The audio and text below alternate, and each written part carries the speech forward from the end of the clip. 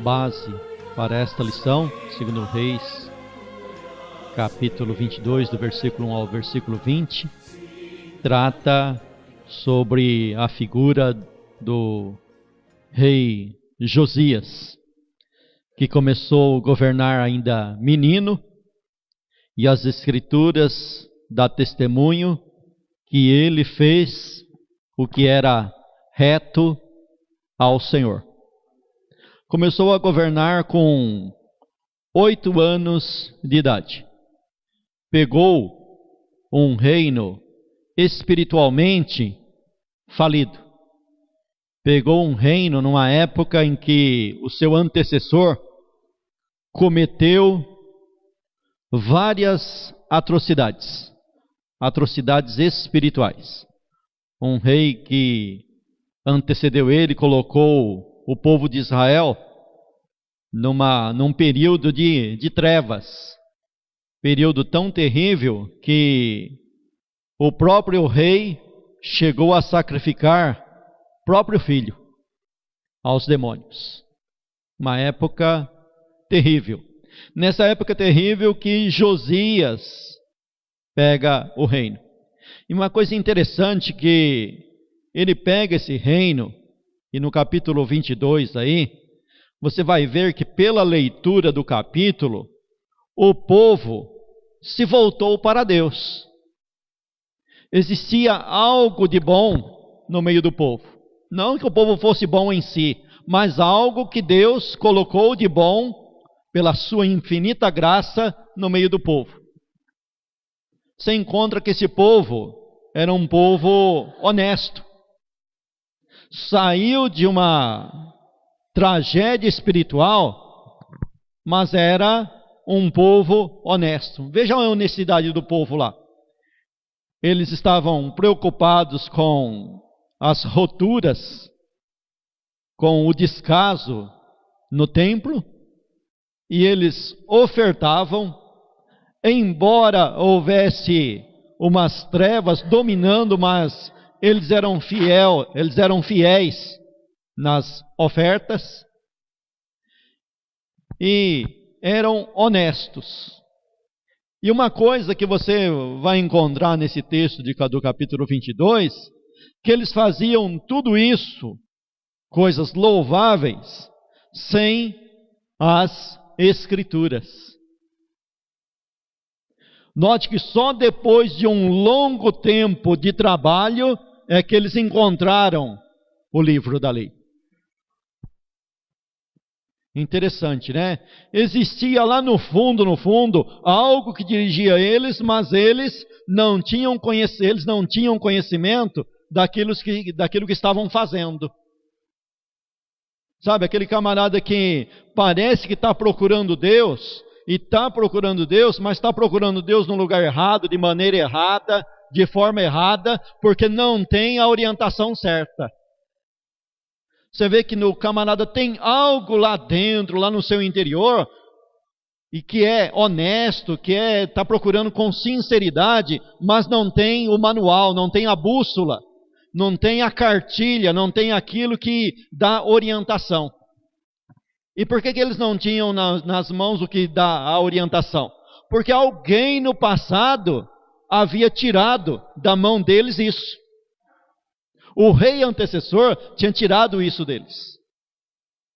E só depois de muitos anos trabalhando de maneira fiel é que encontram a palavra.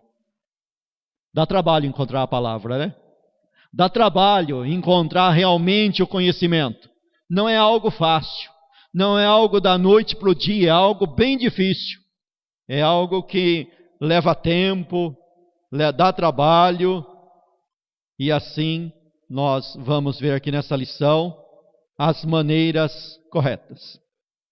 Na história de Israel, vamos encontrar reis que foram bons e alguns que foram maus aos olhos do Senhor.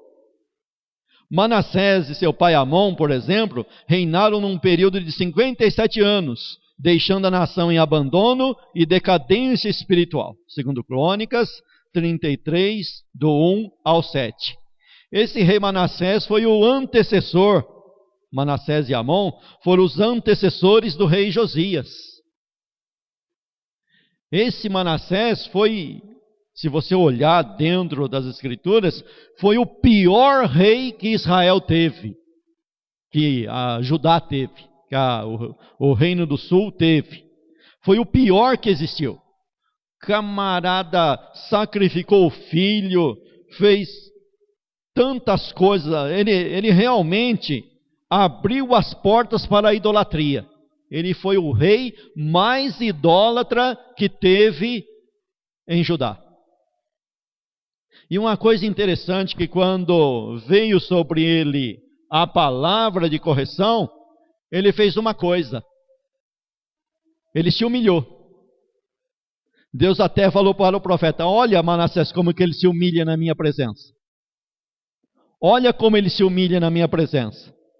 Mas, de uma certa maneira, Deus dá a entender que Deus o perdoa, mas Deus não remove o castigo sobre o povo. Quando você olha aqui a história de Israel, esses altos e baixos dos seus governantes,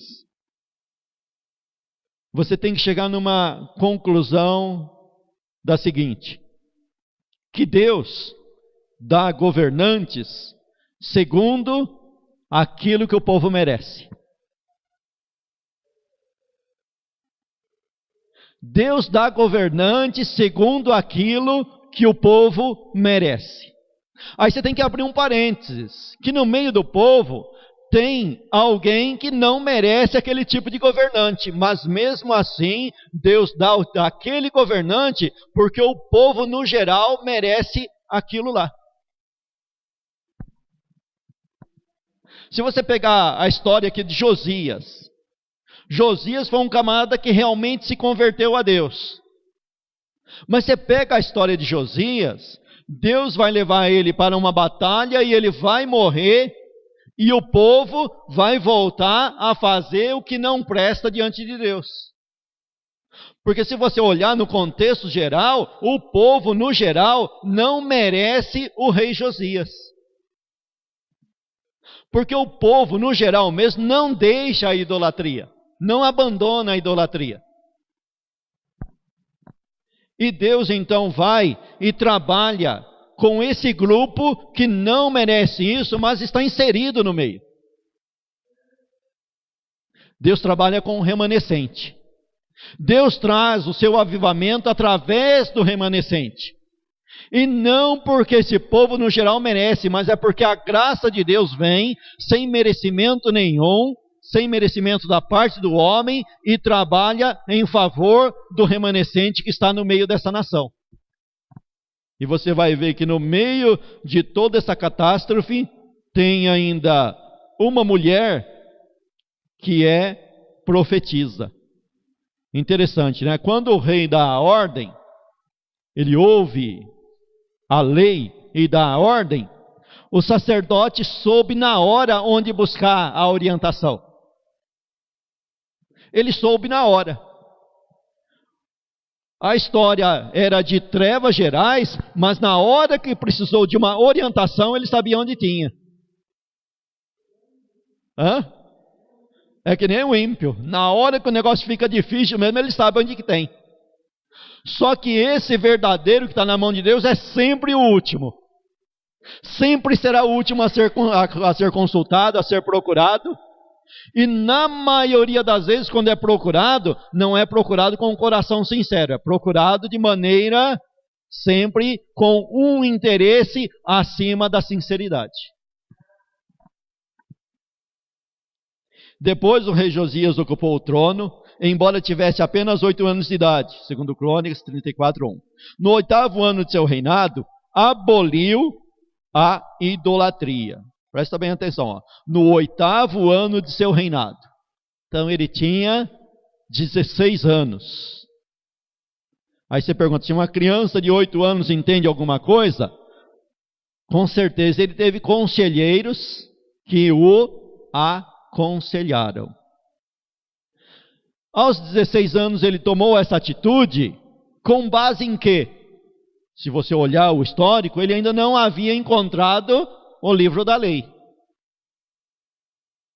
Mas sabe, é algo misterioso que o Espírito Santo vai lá e vai guiando, vai orientando. O Espírito de Deus vai orientando. Mesmo a gente em toda a nossa cegueira, em toda a nossa ignorância, Deus vai lá por compaixão e vai orientando pelo seu Espírito. Porque o seu Espírito está acima da nossa ignorância, está acima do nosso pecado, está acima de tudo. No 8º ano de seu reinado, aboliu a idolatria e restaurou o culto ao Senhor. 34:3, 2 Crônicas 34:3. Em seu reinado foi descoberto um valioso tesouro que estava perdido, o livro da lei. Não era uma época igual a nossa, que você tem Bíblia à vontade aí, mas a maioria tem a Bíblia perdida, não tem?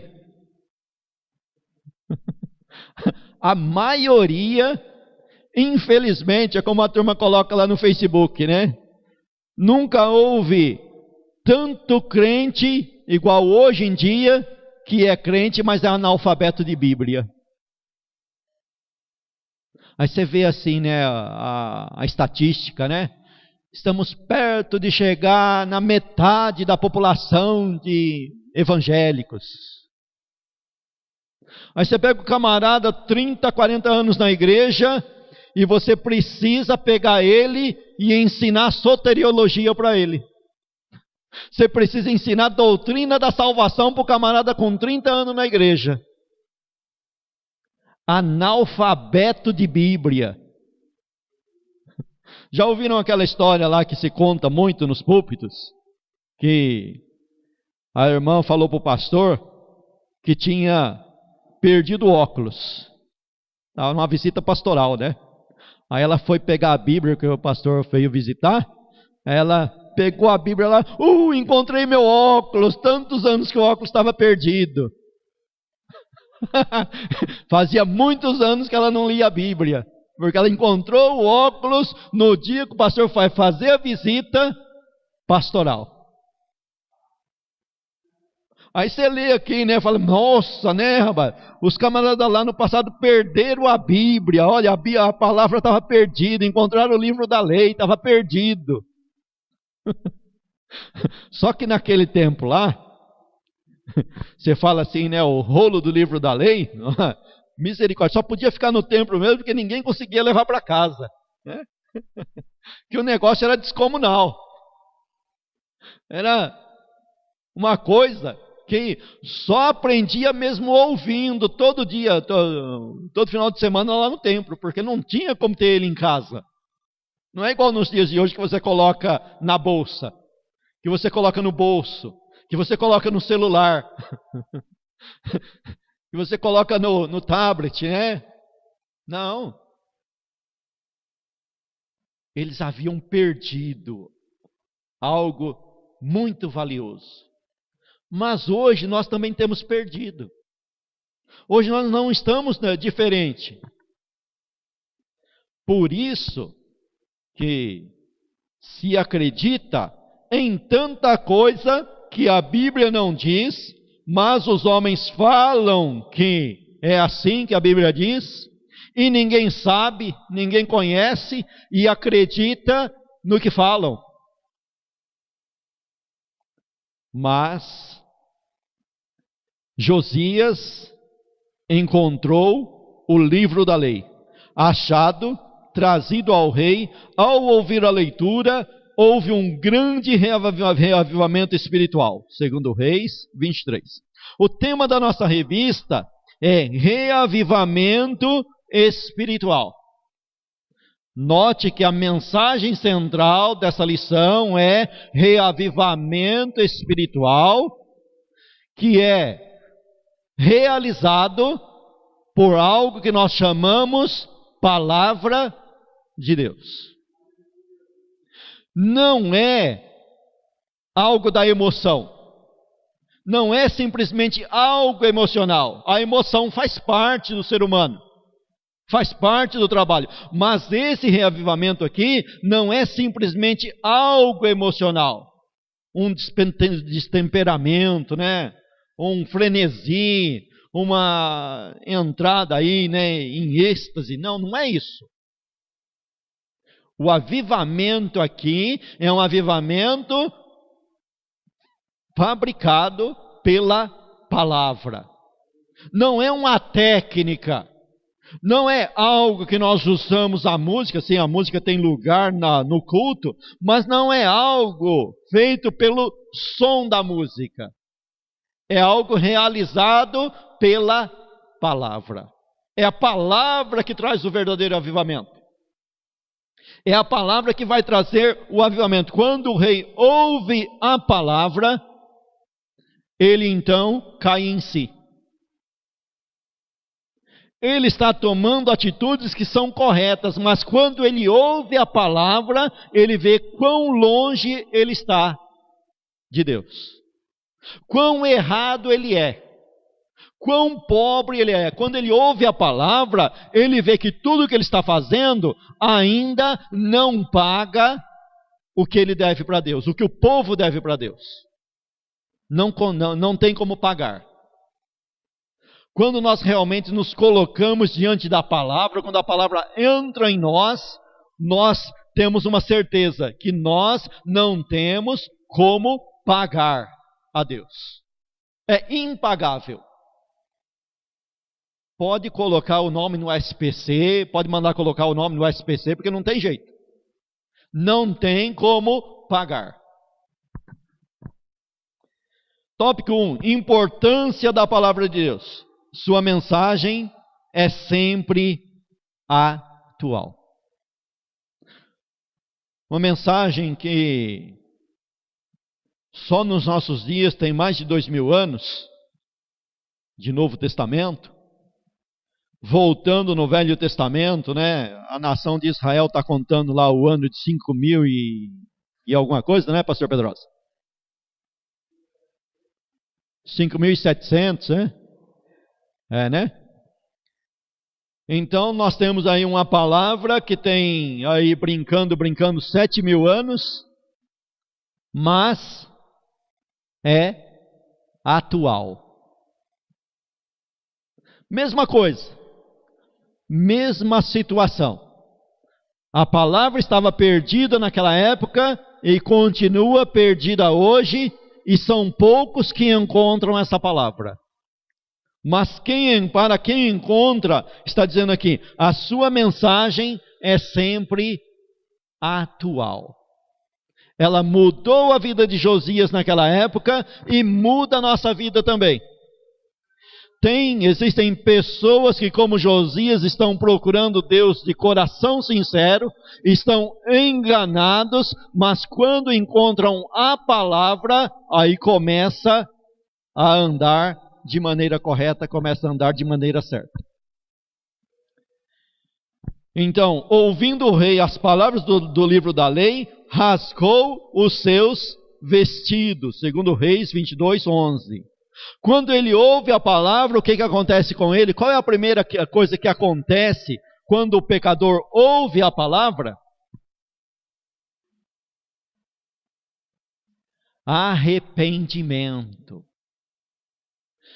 Se não existe arrependimento, não existe avivamento. Avivamento verdadeiro traz confissão de pecados. Avivamento provocado pelo Espírito Santo através da palavra promove arrependimento no coração do pecador.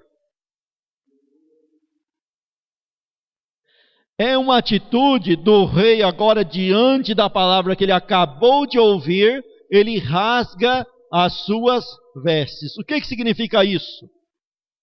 Ele se humilhou diante da palavra. Ele se humilhou diante de Deus. Ele reconheceu o pecado do seu povo diante de Deus. Ele reconheceu o seu próprio pecado. Ele reconheceu a sua pequenez, o seu erro, a sua maldade. É necessário haver no nosso meio arrependimento. O verdadeiro avivamento traz humilhação. Nós nos humilhamos diante de Deus. Você, olhando o Velho Testamento, você vai encontrar mais lá na frente, esse ato que Josias teve, depois se torna um ritual. E você vai encontrar lá na frente, lá, o profeta dizendo assim, ó, rasgai os vossos corações e não as vossas vestes, sabe? Os camaradas depois se tornou um hábito corriqueiro rasgar as vestes. Se tornou um hábito, um ritual. Sabe aquele negócio, ó, o rei fez aquilo lá e o povo gostou, né? Deu ibope, agora a gente vai fazer também. Nós somos muito entregues a rituais. É porque deu certo lá no passado, sabe? É porque um jejum lá no passado deu certo. É porque tal coisa lá no passado deu certo. Aí se torna um hábito. E Deus fala, não é isso aí que eu quero. Não é isso aí. Não é simplesmente um hábito ou algo, um ritual. Eu quero algo realmente que vem lá de dentro. Rasgue o teu coração e não as tuas vestes. Realmente tenha um arrependimento. Se arrependa realmente. Não é igual aquele negócio lá que eu já vi muitas vezes, né? Me perdoa, irmão, me perdoa, mas ao mesmo tempo está fazendo uma cama de gato para o camarada. Não, tudo bem, eu estou tendo que retroceder aqui, mas me espera amanhã que a sua cama de gato está preparada. A cilada está preparada. Existe muito arrependimento falso por aí, viu? Só o camarada chega, olha, finge de humilde, olha, o ser humano é mestre para enganar os outros, para se fingir.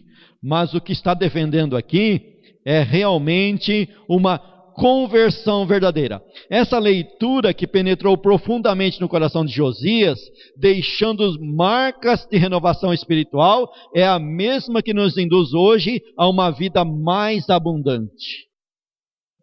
Então é como diz Tiago, né? Seja um ouvinte praticante e não simplesmente aquele camarada que é semelhante ao que olha no espelho.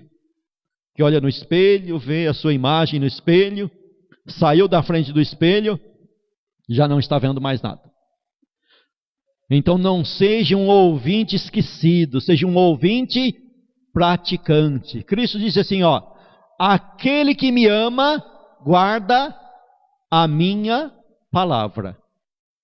E eu e o Pai viremos para ele e faremos morada nele.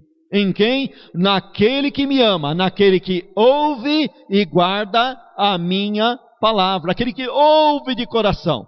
Aquele que coloca o coração na palavra. É isso.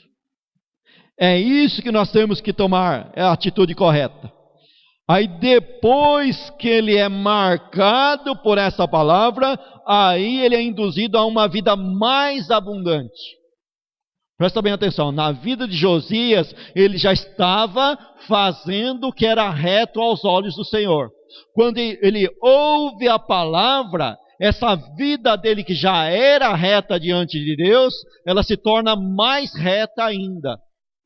É como diz lá, né, nos escritos de Paulo, né? Para que vocês tenham em abundância os frutos do Espírito Santo. Não há nada que não possa ser melhorado. Tudo em nossa vida pode ser melhor. O único que não precisa ser melhorado é o próprio Deus.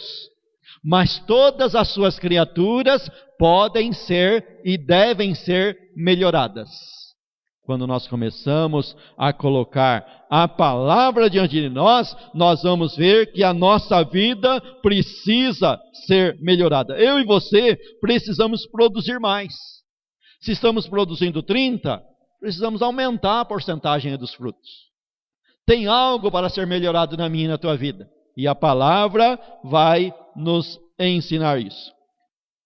As Escrituras continuam tendo a mesma mensagem, o mesmo poder transformador na vida da humanidade.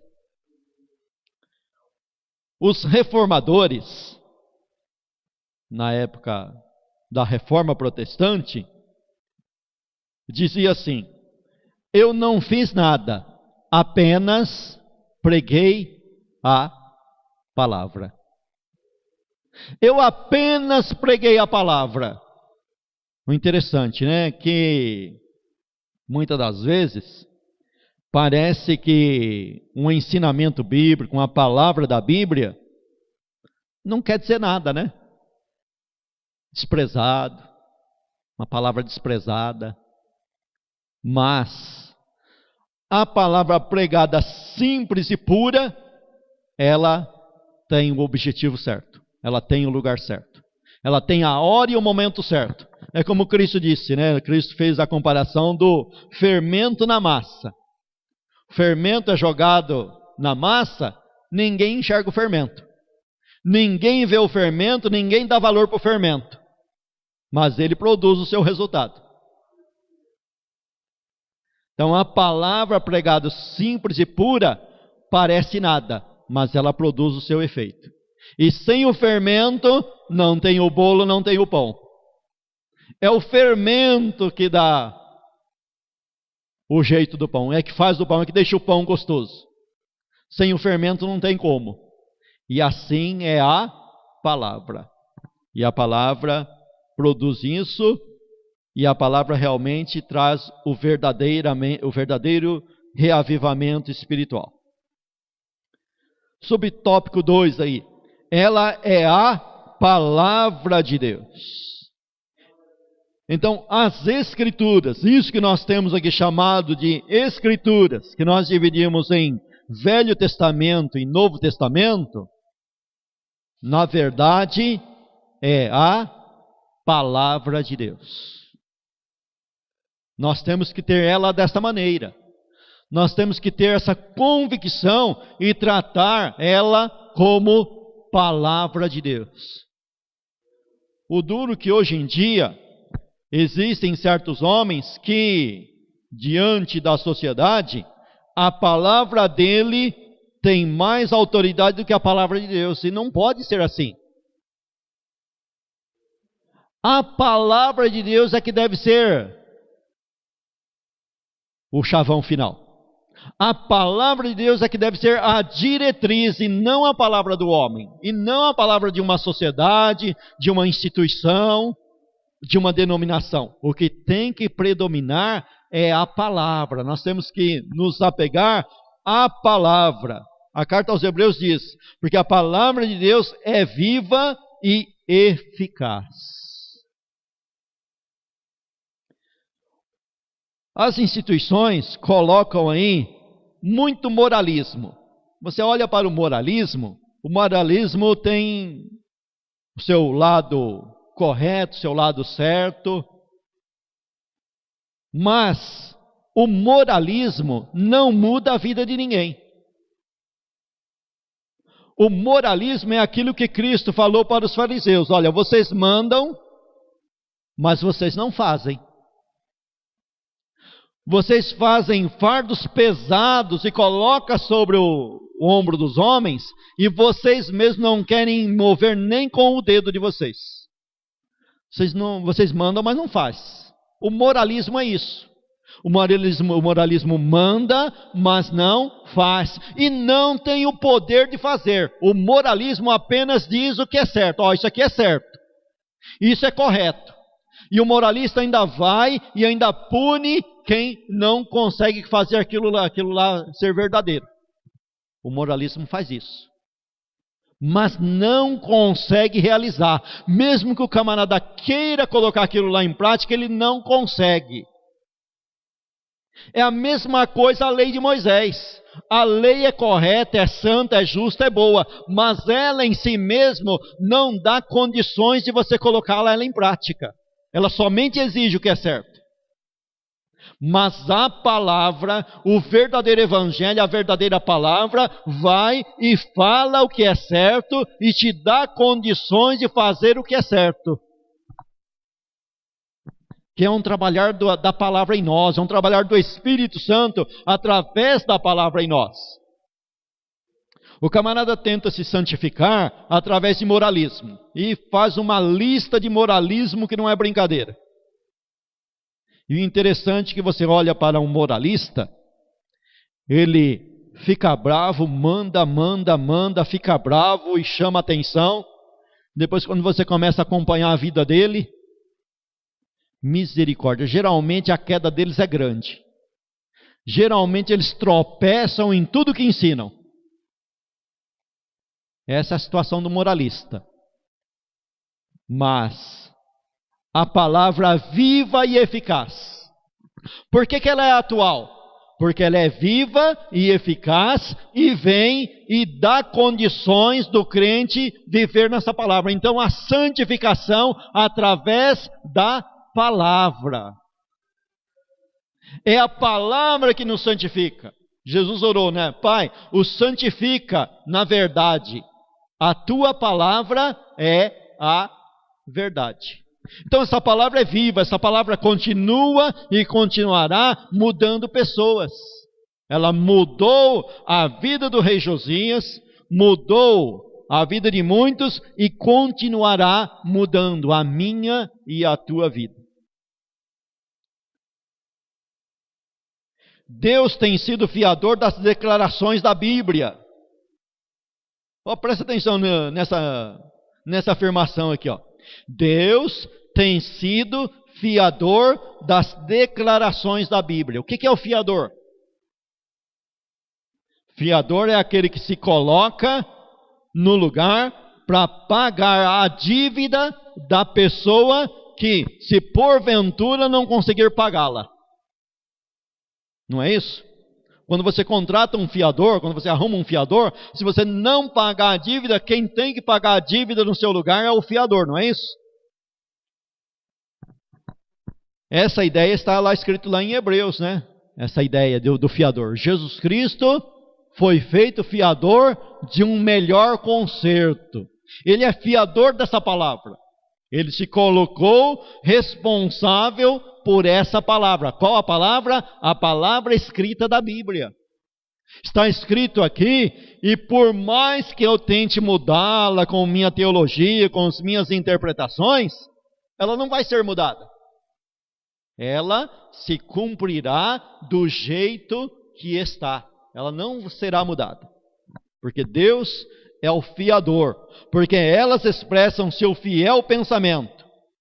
Ele vela pela sua palavra. Jeremias 1:12. Lá em Jeremias 1:12 diz que ela faz aquilo que ela foi enviada para fazer.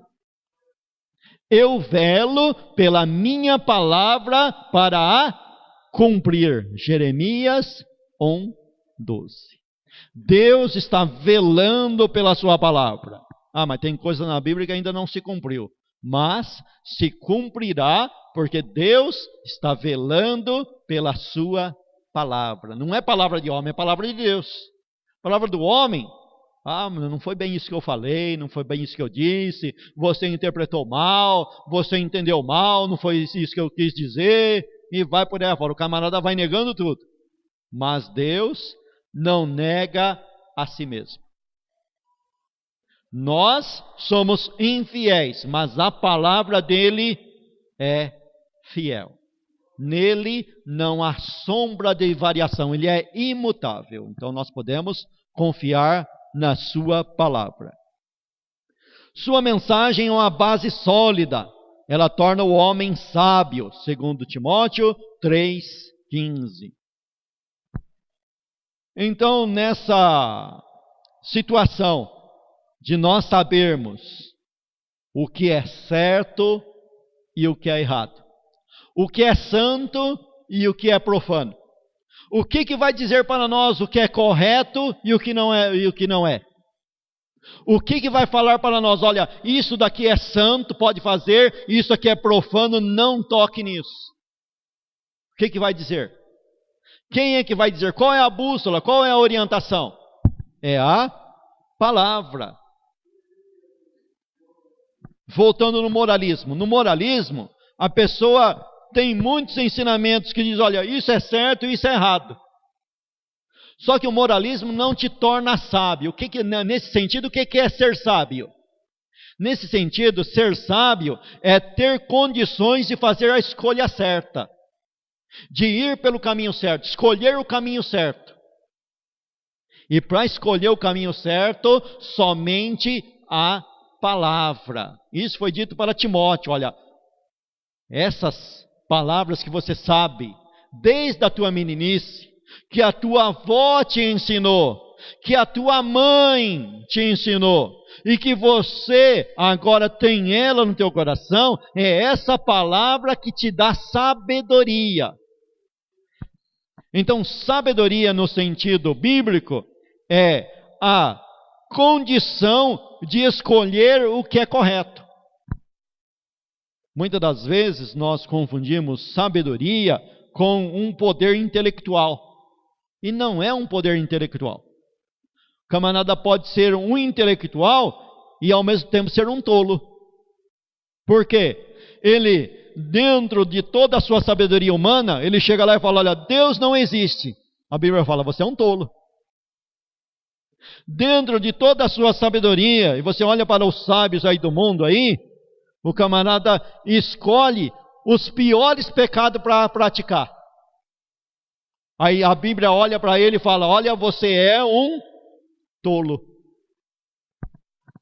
Aí você pega um camarada semi-analfabeto, ou analfabeto, mas tem a palavra no coração e começa a andar em santificação diante de Deus.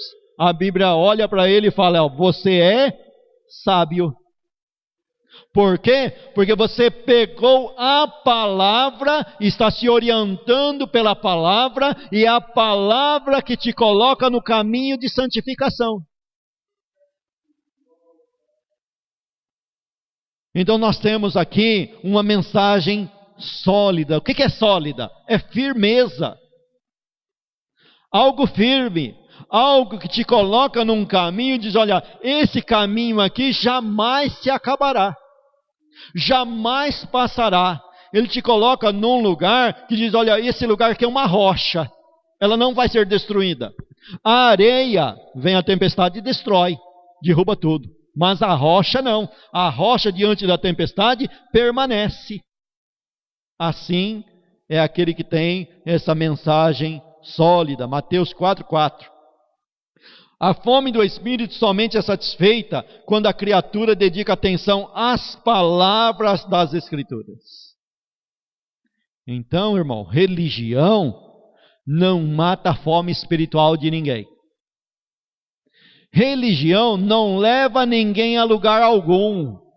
O que realmente mata a fome espiritual é a palavra, se alimentar da palavra. E para se alimentar dessa palavra, não é ter contato com ela uma vez só e acabou. É todos os dias. Assim como nós precisamos do alimento todo dia, assim nós precisamos da palavra todos os dias. Ela também fundamenta a nossa santificação. Salmo 119, 9. Como purificará o mancebo o seu caminho? Como que o jovem vai purificar o seu caminho, andar na retidão? Observando o seu caminho conforme a tua palavra. Como que desde criança lá eu vou andar no que é certo? Observando a palavra. Andando dentro da palavra. Tópico 2. Deveres para com a palavra de Deus. Até aqui nós vimos algo que está dando ênfase à palavra, que eu tenho que me apegar à palavra. Agora, nós vamos ver aqui, no tópico 2, os deveres para com a palavra. Porque a partir do momento que eu aprendi algo, eu tenho uma responsabilidade maior. Antes de saber, não é que eu não tinha responsabilidade. Porque ninguém pode chegar diante de Deus e falar, olha, eu não fiz porque eu não sabia. Ué, faz alguma coisa errada contra a lei humana aí, vai lá diante do juiz e fala, não, mas eu não sabia. O juiz se prende do mesmo jeito. Ah é? Então você é um ignorante, você é ignorante porque você é culpado por ser ignorante. É assim que a lei trata o ignorante. Ó, você matou porque você não sabia que a lei diz que não pode matar, você vai ser preso do mesmo jeito, porque a sua obrigação é saber que não pode. Mas em certo sentido, muitas das vezes, e a Bíblia defende isso, que o castigo é maior sobre o que sabe, sobre o que não sabe. Existe uma responsabilidade maior. Aí, você pega lá o povo de Israel e as outras nações não tinham lei. Vão ser inocentados porque não tinha lei? Não, não vão ser inocentados. Mas o castigo sobre o povo de Israel é maior, porque Deus deu a lei para eles, e além da lei ainda fez vários milagres que não foi feito nos outros lugares. E que eles diziam assim: olha Betsaida, olha Corazim, olha, se em Sodoma e Gomorra, se em Tiro e em Sidom tivesse sido feitos os sinais que foi feito em ti, eles teriam se arrependido. Então eu vos digo que maior rigor haverá para vós no dia do juízo do que para eles. Então é isso aqui que vai defender agora nesse tópico, a responsabilidade daquele que foi agraciado com a palavra.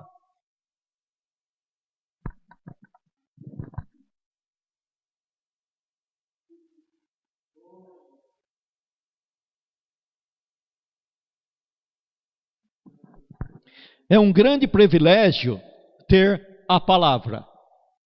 Diz assim: olha, eu era perdido, Deus me deu a graça de ter agora esse conhecimento. E o interessante é que existem ímpios dentro da igreja, e está cheio de ímpio dentro da igreja, que interpreta as coisas de maneira errada.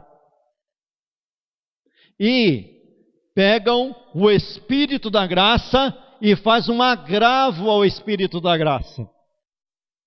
E vai e ensina o povo que agora estamos na graça e pode andar à vontade, pode praticar o que bem entende, o que bem quer, afinal de contas, estamos na graça.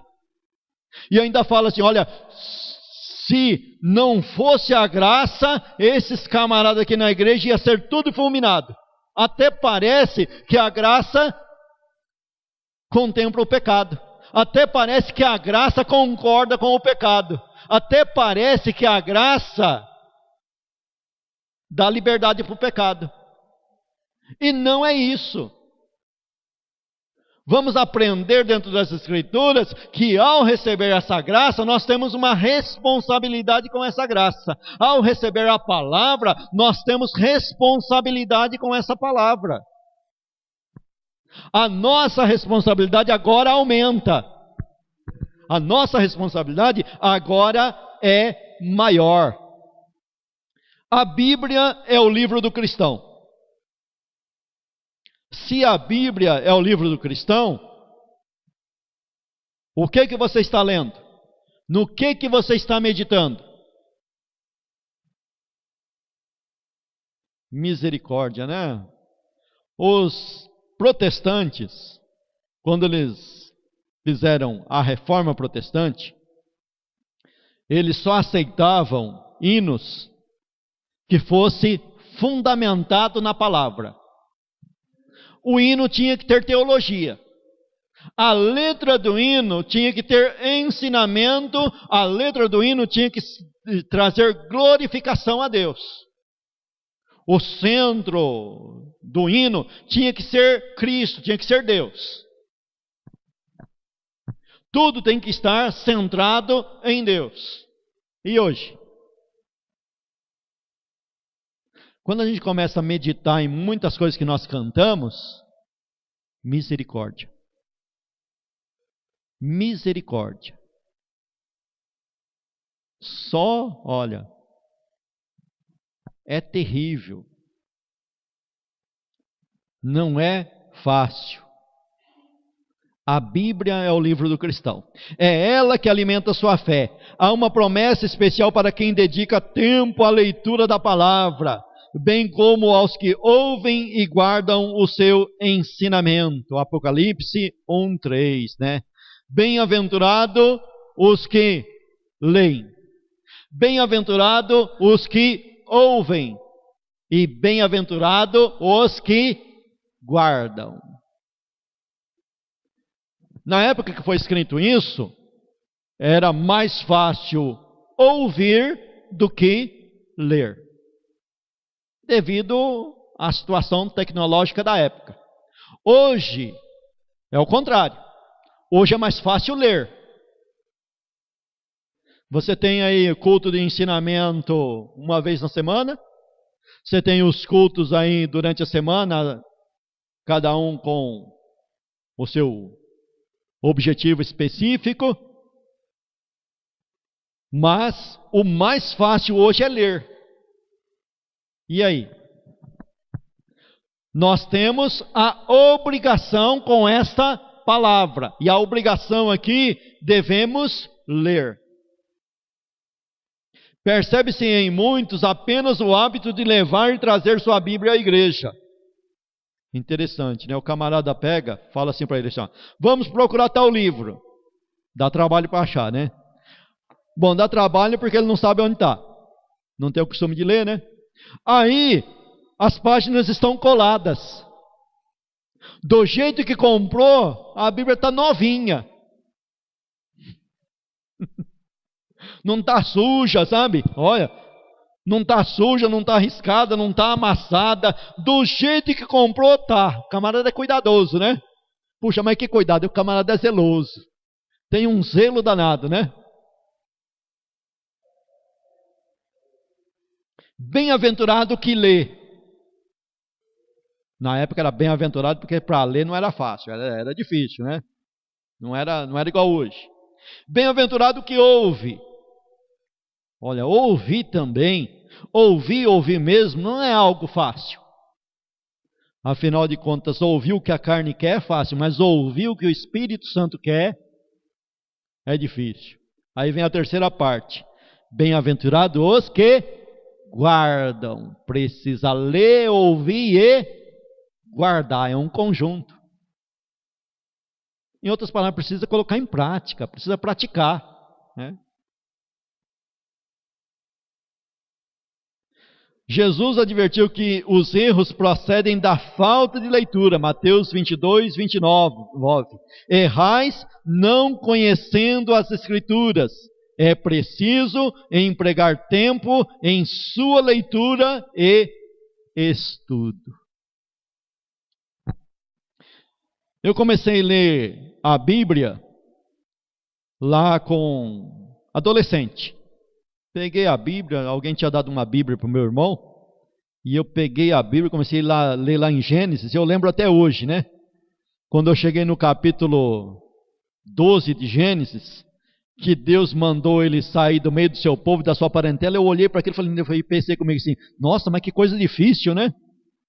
Sair do seu povo e da sua parentela. Eu tinha o quê? Acho que 12, 13 anos de idade. Eu olhei para aquela leitura e falei, nossa, que coisa difícil, que coisa complicada, ter que sair da sua casa e da sua parentela, né? E até hoje, nós continuamos lendo as Escrituras. Precisa empregar tempo em sua leitura e estudo. Não é fácil. Camarada vai ler, começa a dar sono. É tanta coisa que acontece. É tanto aborrecimento. Dependendo aonde o cara mora, a família dele não vai deixar ele ler a Bíblia em casa, hein? Olha, uma coisa interessante, se você estiver no meio de 10 pessoas desocupadas, cada um fazendo uma coisa errada, um lendo pornografia, outro lendo outra coisa, se você pegar a Bíblia para ler, aqueles camaradas não deixam você ler. Pode estar todo mundo quieto, cada um fazendo a sua coisa, mas se você pegar para ler, eles vão lá te perturbar. Vão lá te perturbar. Não é algo fácil. Precisa disciplina, precisa ter disciplina. É igual o pastor do seminário Ronald falava, né? Em casa, você tem a televisão, você tem os programas, você tem a internet, você tem tanta coisa. Para você fazer a leitura da Bíblia ou de um livro evangélico referente à Bíblia, você tem que ter disciplina. Se não tiver disciplina, você não lê. Você tem que ter a rédea, você tem que falar, não, agora eu vou tirar 10 minutos, 15 minutos, meia hora para ler. Se você não bater o pé, você não faz. E aqui a lição está ensinando que nós temos esse dever. O rei, alguém leu para ele, não leu? Tem alguém lendo para você, mas só isso basta? Não basta. Hoje você tem a facilidade. Tem que ter dedicação. A leitura produz avivamento. Como que o que ocorreu no reinado de Josias. Interessante, né? Você não vai ser aqui alguém que vai maquinar uma técnica para avivar você na igreja. Você já vai vir avivado. Avivado com o quê? Com a leitura da palavra. Os nossos avivamentos que nós vimos aí, sempre no passado aí, recente, era sempre avivamento com técnica. Qual era a técnica? Pega-se um hino, né? De preferência um hino barulhento, balançado. Muitas das vezes é um sambão, né? Ou é sambão ou é estilão caipira. E faz aquele movimento, né? Agora vai ter um movimento do Espírito Santo no nosso meio. E aí tem o repré, né? Mas não é isso aqui que a Bíblia ensina não, viu? O que a Bíblia está ensinando, o que essa lição está ensinando, é que o verdadeiro avivamento vem com a leitura da palavra. O camarada lê a palavra em casa quietinho lá, e já sai de casa avivado.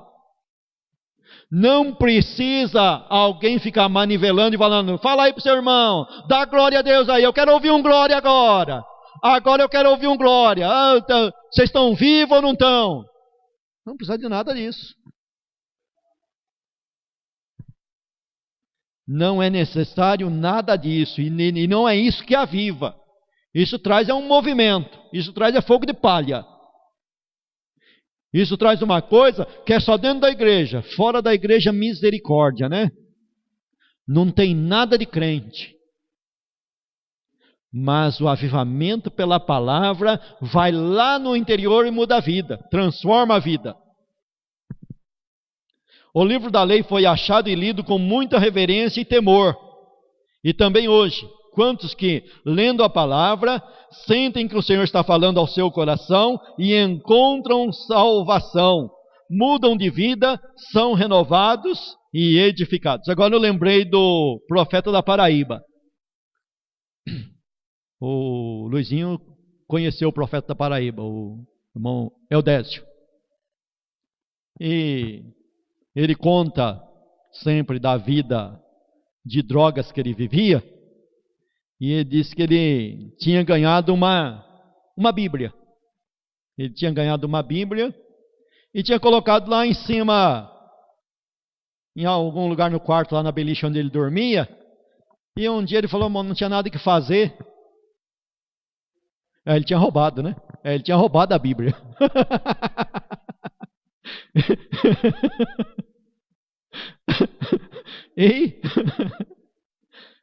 E um belo dia ele foi ler. E começou a ler Apocalipse.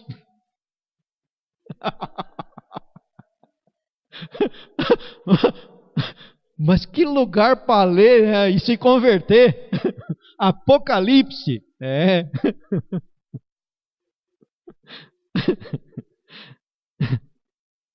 Mas é assim. Quantas pessoas que mudaram de vida lendo a Bíblia. Mas é a Bíblia que vai mudar mesmo. Mesmo que foi num culto, o que foi lido? Foi a Bíblia. O que foi falado? Foi a Bíblia. O que fez? Foi a Bíblia. É a Bíblia. É a palavra de Deus. É ela que muda. São renovados e edificados. 2. Devemos ouvir. Ouvindo o rei as palavras do livro da lei. Quem abre seus ouvidos para tais mensagens é bem bem-aventurado. Lucas 11, 28. Jesus Cristo comparou quem ouve e pratica a sua palavra em um homem prudente que edificou sua casa sobre a rocha. A tempestade não pôde derrubá-la. Então, é importante ouvir, só que presta atenção numa coisa, hein? Hoje, nós temos aí 1000 maneiras de ouvir a palavra. Agora, vá prestar atenção em uma coisa. Olha a fonte. Olha a fonte. Porque, afinal de contas, o diabo citou as coisas na tentação para Cristo, e foi tudo citação da palavra.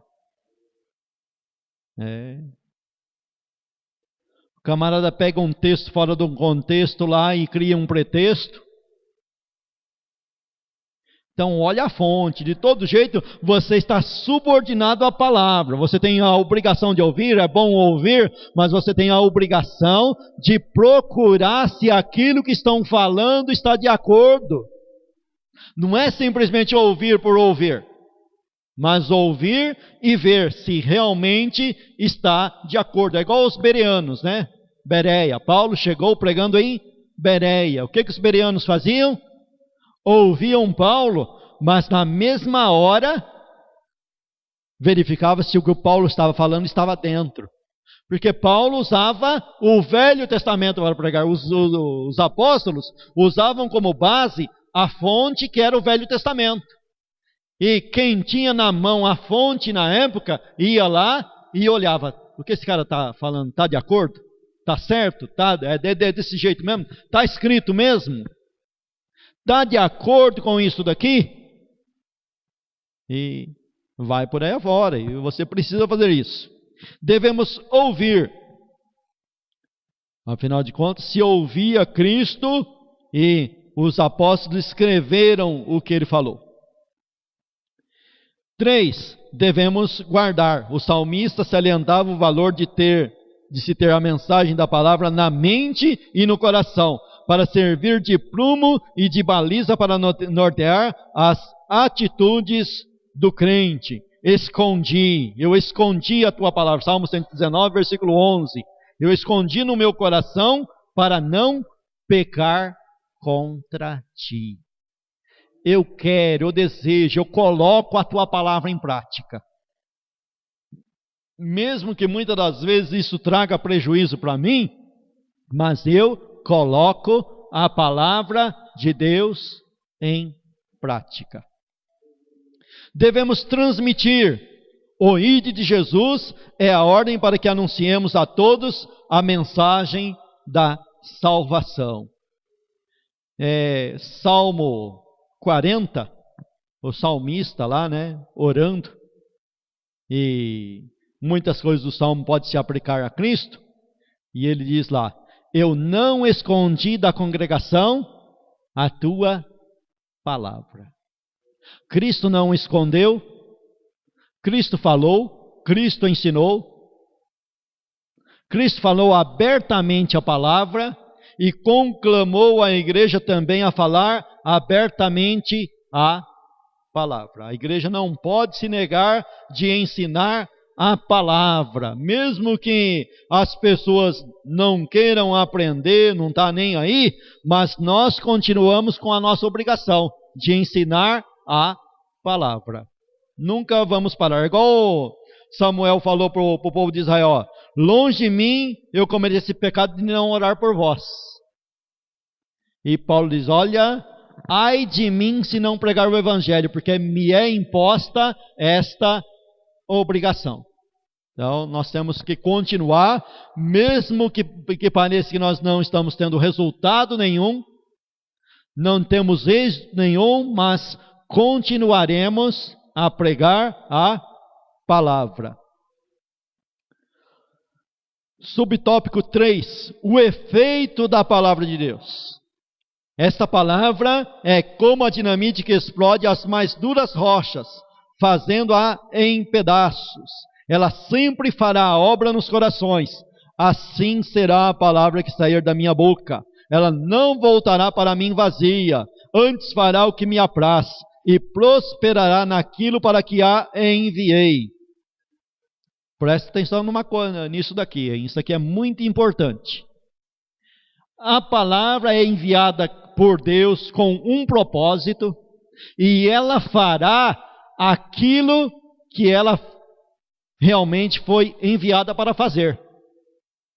Eu não tenho em mim mesmo condições de mudar isso. Você pega na história bíblica, alguns profetas tentaram fazer o contrário e não conseguem. Você tem que prestar atenção nisso, porque você tem que realmente conhecer e não querer lutar contra aquilo.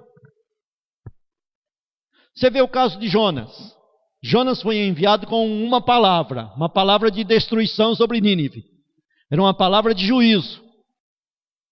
Mas chegou lá, aconteceu o contrário. E ele desejou morrer.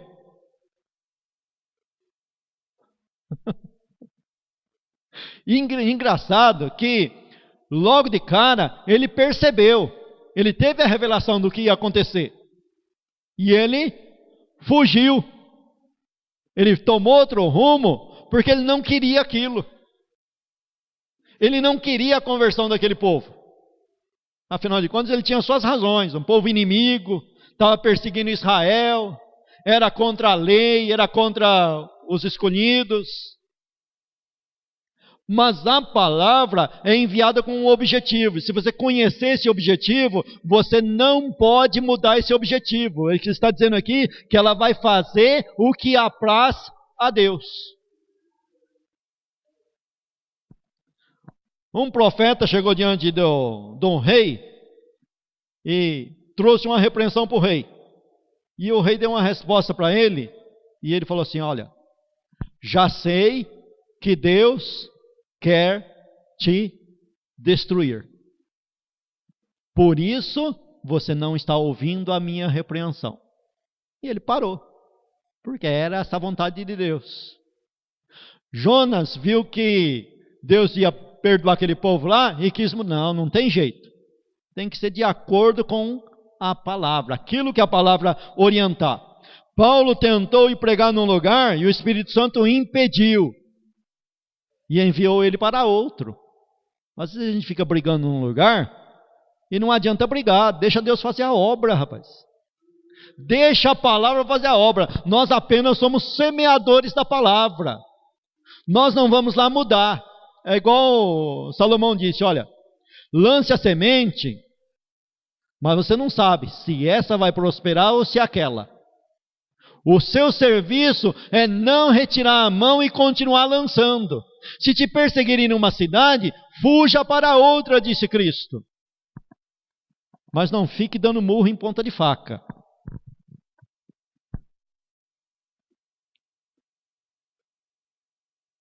Quando a palavra é recebida, ela produz reconhecimento do pecado.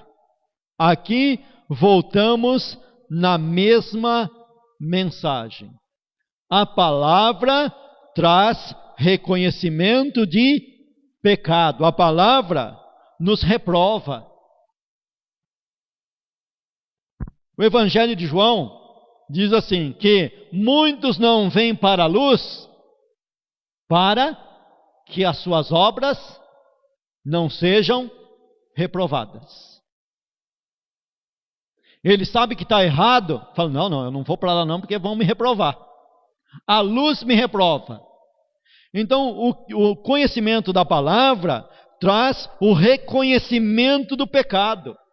Porquanto nossos pais não deram ouvidos às palavras desse livro, para fazerem conforme tudo quanto de nós está escrito, segundo Reis 22:13. O rei Josias, após a leitura da palavra, preocupou-se com a situação espiritual de seu povo, pois percebeu quanto estavam longe da vontade do Senhor, segundo Reis 22:13. Pecaram por não dar ouvidos às palavras do livro da lei. Depois de lidas e obedecidas, veio o avivamento. Verdadeiro avivamento acontece mediante a conversão. Camarada, ouve a palavra, se arrepende do erro que está fazendo e muda de vida, é transformado por inteiro. Esse negócio do camarada dizer que está avivado, dá 2 pulos e 3 gritos e continua fazendo a mesma coisa, pecando do mesmo jeito, isso não é avivamento. Traz um reconhecimento do pecado. Josias reconheceu o seu erro, o erro do seu povo, e tratou de mudar totalmente. Houve uma transformação total. Ele fez uma reforma. Ele reformou totalmente. Ele olhou para o povo assim, tinha ídolos para todo lado. Tinha altares, e ele foi lá, derrubou os altares, quebrou os ídolos. O interessante é que você lê lá, você vai ver lá que ele executou pena de morte sobre sacerdotes. Ele fez uma coisa, é lógico, isso aí hoje em dia você não pode trazer isso para o lado literal, né? De vez em quando tem uns avivamentos aí, os camaradas são chamados de quebra-santo, né? O camarada é quebra-santo, quebra os ídolos e vai por aí afora, né? Não é isso?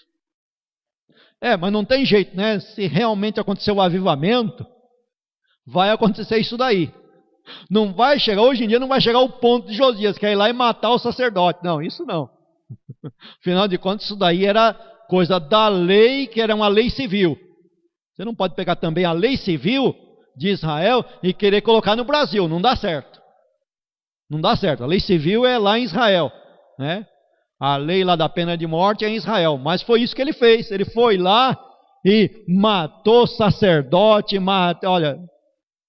fez uma verdadeira reforma. Mas, literalmente não dá para fazer isso, mas a vida da pessoa, do pecador, realmente muda. Existe uma reforma total na vida das pessoas que encontram a palavra de Deus. Subtópico 2 aí, busca de Deus. Ide e consultai ao Senhor por mim e pelo povo, e por todo Judá, acerca das palavras desse livro que se achou. Então um verdadeiro avivamento te dá uma fome espiritual para você buscar no lugar certo. Você vai na fonte certa, vai no lugar certo. E ouve a palavra certa, porque a palavra da profetisa lá, agora eu lembrei do profeta da Paraíba de novo, né? Nós fizemos o culto na casa, estava fazendo campanha, e o profeta da Paraíba levou um camarada lá que dizia que tinha dom de revelação, dom de profecia. Aí o camarada impôs a mão na cabeça do fulano da casa lá, né? Aí o profeta da Paraíba colocava a mão assim e falava assim, mas como é que pode? O camarada é um pecador e a profecia é isso que eu me agrado de ti, meu servo. Vida torta e a profecia continua assim que eu estou me agradando de você. E o camarada era um vida torta, nem tinha aceitado Jesus nem nada. Mas olha para a profecia dessa profetisa aqui. Ela não passou a mão na cabeça de ninguém. Pode ter certeza que tudo isso que vocês leram vai acontecer. Ela não foi contra as Escrituras. Vocês fizeram algo contra as Escrituras e não tem jeito, grande é o ardor da ira de Deus contra vocês. E ele vai cumprir o que está escrito. Sabe de uma coisa? O mundo peca contra Deus, e o juízo está escrito aqui, e o juízo não será anulado, o juízo virá. É esse o Evangelho não anula o juízo de Deus, o Evangelho fala para você, saia do meio desse povo, porque esse povo vai perecer, e se você não sair do meio dele, você vai perecer junto com eles. O Evangelho, a palavra do Espírito Santo, a profecia verdadeira, não vai contra as Escrituras, elas confirmam a palavra de Deus. Mas diga para esse rei que rasgou as roupas, Diga que eu não vou fazer isso no tempo dele. Eu vou fazer isso depois que eu recolher ele. Diga para esse rei que eu vou fazer tudo isso, mas para ele eu tenho algo bom para ele. É o remanescente. Diga para o remanescente que o remanescente vai ser recolhido em paz comigo, mas o meu juízo sobre essa terra não será anulado.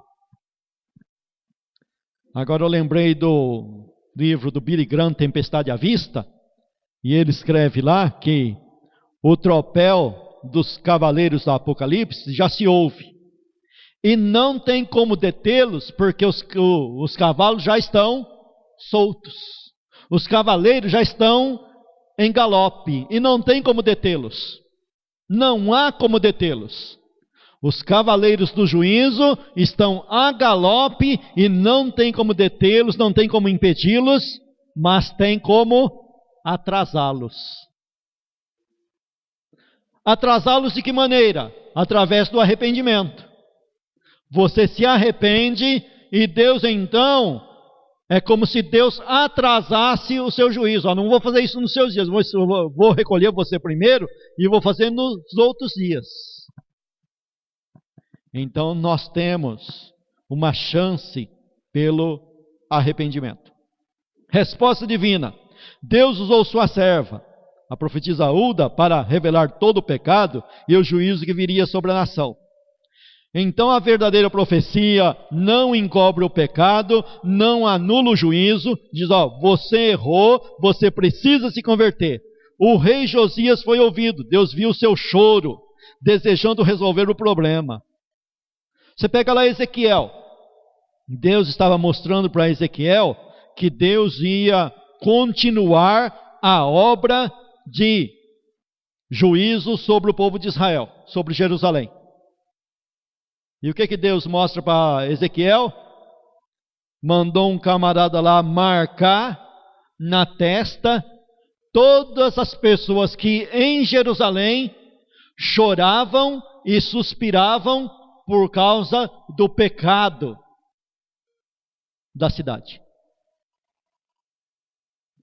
E o anjo saiu e marcou na testa todos os que suspiravam e choravam por causa do pecado da cidade. Assim é hoje. Assim é na nossa sociedade.